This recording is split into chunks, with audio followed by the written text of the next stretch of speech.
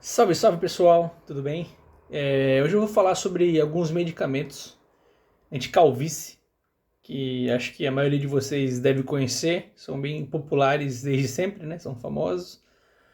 E eu vou contar sobre os meus relatos, né? Dos colaterais, se eu senti colateral ou não, quais foram os medicamentos também que eu utilizei, né? E por que eu utilizei. E também para que serve. Acho interessante falar, porque às vezes você não tem muito conhecimento ainda, ou não sabe, não pesquisou, tá pensando em começar a usar alguma coisa e, exceto o minoxidil, os outros não precisam de prescrição, né? Então esse vídeo aqui ele é mais informativo sobre a minha experiência com essas drogas, né? Com esses medicamentos. É, quando eu fiz 18 anos, o meu cabelo começou a cair mais do que o normal. Então eu fui numa dermatologista. Isso aí é lá em 2012. 2012. Tinha pouca informação ainda. Fui na dermatologista e até então não tinha solução para queda capilar. Pelo que eu conhecia, pelo que eu sabia, relatos, né, meu pai também, não tinha solução. Quando eu cheguei na dermatologista, ela falou: Isso é muito simples. É só tomar finasterida que não vai cair seu cabelo. Parou de tomar, ele vai cair. Se não para de tomar, seu cabelo não cai. Eu falei: Pô, é lindo. Só tomar então. Custava R$ 30. Falei: Achei a solução.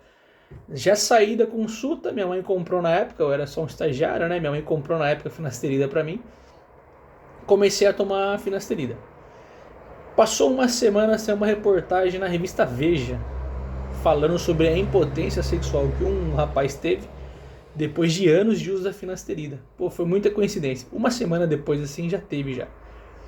Essa revista chegou até minha mãe e minha mãe falou: Pô, você tá maluco, você não vai usar esse medicamento, não vale a pena você se colocar em risco por causa de um cabelo, né?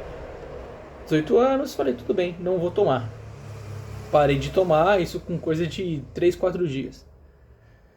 Não li bula, não sei de nada, não sabia de nada na época, né? Depois de alguns anos, meu cabelo piorou muito, as entradas aumentaram, ficou muito mais ralo. E eu falei: Poxa, não vai ter solução, eu vou ter que fazer alguma coisa para evitar eu ficar careca. E o transplante era muito caro na época. Então, por conta própria, eu comprei minoxidil, comprei finasterida e comprei também já o minoxidil da Kirkland, aquele de gotas. Comprei a finasterida e com menos de uma semana eu passei a sentir alguns colaterais tomando a finasterida. Eu sentia uma pressão nos testículos e aquela ereção espontânea que eu acredito todo homem deva ter, eu tenho pelo menos. E mais jovem, muito mais ainda, né? Que acorda de manhã e durante o dia você tá ali parado e você tem aquela ereção. E com o uso da finasterida, isso não existia mais. Eu sentia também uma pressão muito forte nos testículos. Isso com uma semana de uso. Então, falei: Eu não vou arriscar. Eu não vou tomar mais, não vou insistir com a finasterida, né? Mas ali, nessa altura do campeonato, eu já sabia da reportagem da revista Veja e também já sabia da bula, porque eu fui pesquisar sobre antes de tomar novamente, né? Então isso pode ter impactado no meu psicológico, mas eu prefiro não correr o risco, tá? Então se você está em dúvida se você vai tomar ou não a finasterida, saiba que ela vai diminuir sua libido, que ela vai te causar até alguns quadros de depressão e que você vai perder aquela ereção espontânea. Então você acorda de manhã, você de tarde, isso vai diminuir em você, tá? Mantive só o minoxidil em gotas. Usar minoxidil em gotas, o tópico, é muito ruim. Eu não gostei, não consegui aderir ao tratamento e manter o tratamento. O minoxidil ele funciona, ele evita a queda capilar, porque ele vai aumentar a irrigação sanguínea na área do seu folículo capilar. Só que o minoxidil em gotas, ele é um problema, porque tinha que usar de manhã e de noite, 2 ao dia. Então, poxa, para trabalhar tinha que acordar antes, muito antes, para poder lavar a cabeça, esperar secar, pingar ali, misturar no cabelo. Ficava com uma textura esquisita o cabelo, não ficava bacana, ficava meio encebado o cabelo. E de noite para dormir, a fronha do travesseiro, enfim, ficava tudo amarelado, o que causava também problemas, né? Então não aderi. Fora que escorria, você pinga aqui, escorre, você tem que secar, enfim. Não era bacana, não era legal, não era usual. Então também não aderi a esse tratamento. Futuramente, eu conheci o sal palmeto. Que o sal palmeto ele tem uma função semelhante da finasterida, que ele vai bloquear o seu DHT, porque a queda capilar androgenética ela existe por conta do DHT, que é o hormônio masculino, a dihidrotestosterona, e ela faz cair o cabelo. É isso. Então você reduzindo o DHT, né, você mantém teu cabelo. Se subir o DHT, teu cabelo volta a cair. Então eu comecei a tomar o salpalmeto. O salpalmeto é uma raiz, então ele é mais frágil do que a finasterida. Só que eu me dei bem com ele. Por ele ser mais frágil, né? Eu também não fiz exame de sangue para consultar o DHT. E agora eu fiz um transplante capilar 7 meses, né? Mas eu tomo, a queda diminuiu, pelo menos. Só que aí eu não conto também quando os fios caem, né? Olhando assim por cima, analisando mais ou menos, cai menos cabelo, tá caindo pouco cabelo. Então pra mim tem funcionado, eu também não tenho tido os colaterais do salpalmeto. E eu também tomo o minoxidil da Manual, aquele de 2,5 miligramas. O minoxidil ele tem a função de aumentar a irrigação sanguínea.